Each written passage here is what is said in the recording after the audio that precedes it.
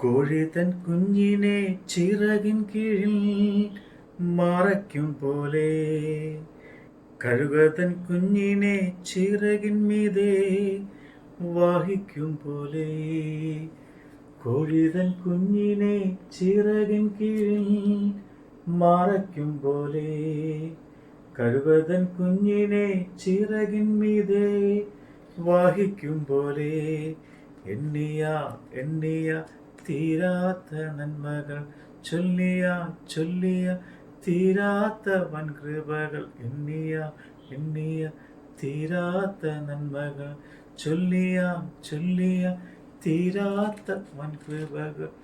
നന്ദി യേശുവേ, നന്ദി യേശുവേ, നീ ചെയ്ത നന്മകൾ കൊരായിരം നന്ദി. എൻ ശക്തിയാലല്ല, കൈയുടെ ബലത്താലല്ല, നിന്ദയല്ലയോ എന്നെ നടത്തിയത്. എൻ ശക്തിയാലല്ല, കൈയുടെ ബലത്താലല്ല, നിന്ദയല്ലയോ എന്നെ നടത്തിയത്. മർക്കോസിന്റെ സുവിശേഷം 13-ാം അധ്യായം.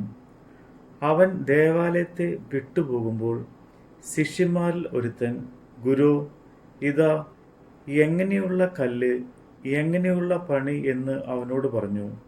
യേശു അവനോട്, നീ ഈ വലിയ പണി കാണുന്നുവോ? ഇടിക്കാതെ കല്ലുമേൽ കല്ല് ഇവിടെ ശേഷിക്കയില്ല എന്ന് പറഞ്ഞു. പിന്നെ അവൻ ഒലിവ് മലയിൽ ദേവാലയത്തിന് നേരെ ഇരിക്കുമ്പോൾ പത്രോസും യാക്കോബും യോഹന്നാനും അന്ത്രയോസും സ്വകാര്യമായി അവനോട്, അത് എപ്പോൾ സംഭവിക്കും? അതിനെല്ലാം നിവൃത്തി വരുന്ന കാലത്തിൻ്റെ ലക്ഷണം എന്ത് എന്ന് അവനോട് ഞങ്ങളോട് പറഞ്ഞാലും എന്ന് ചോദിച്ചു.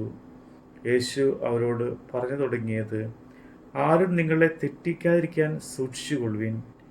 ഞാനാകുന്നു എന്ന് പറഞ്ഞുകൊണ്ട് അനേകർ എൻ്റെ പേരെടുത്ത് വന്ന് പലരെയും തെറ്റിക്കും. എന്നാൽ നിങ്ങൾ യുദ്ധങ്ങളെയും യുദ്ധശ്രുതികളെയും കുറിച്ച് കേൾക്കുമ്പോൾ ഭ്രമിച്ചു പോകരുത്. അത് സംഭവിക്കുന്നത് തന്നെ, എന്നാൽ അത് അവസാനമല്ല.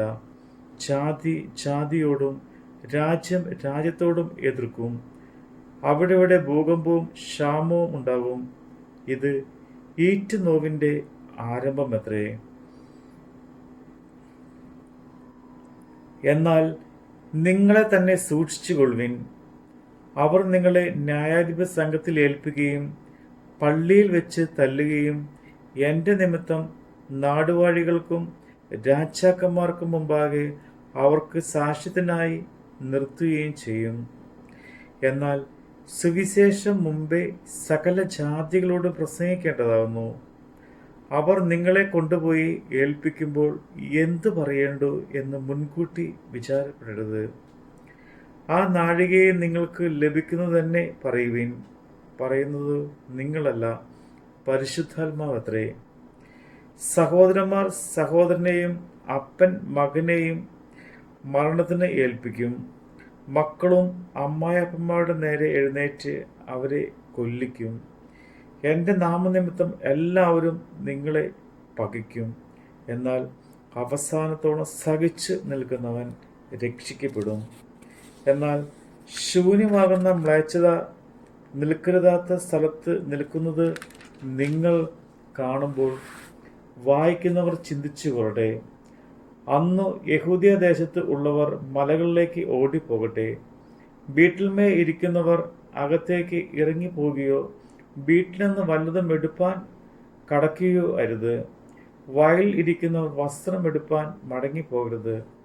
ആ കാലത്ത് ഗർഭിണികൾക്കും മുല കുടിക്കുന്നവർക്കും അയ്യോ കഷ്ടം. എന്നാൽ അത് ശീതകാലത്ത് സംഭവിക്കാതിരിക്കാൻ പ്രാർത്ഥിപ്പിൻ. ആ നാടുകൾ ദൈവം സൃഷ്ടിച്ച സൃഷ്ടിയുടെ ആരംഭം മുതൽ ഇന്ന് വരെ സംഭവിച്ചിട്ടില്ലാത്ത, ഇനിമേൽ സംഭവിക്കാത്തതുമായ കഷ്ടകാലമാകും. കർത്താവ് ആ നാടുകൾ ചുരുക്കിയിട്ടില്ല, എങ്കിലും ഒരു ജഡവും രക്ഷിക്കപ്പെടുകയില്ല. താൻ തിരഞ്ഞെടുത്ത വൃദ്ധന്മാർ നിമിത്തമോ അവൻ ആ നാടുകൾ ചുരുക്കിയിരിക്കുന്നു.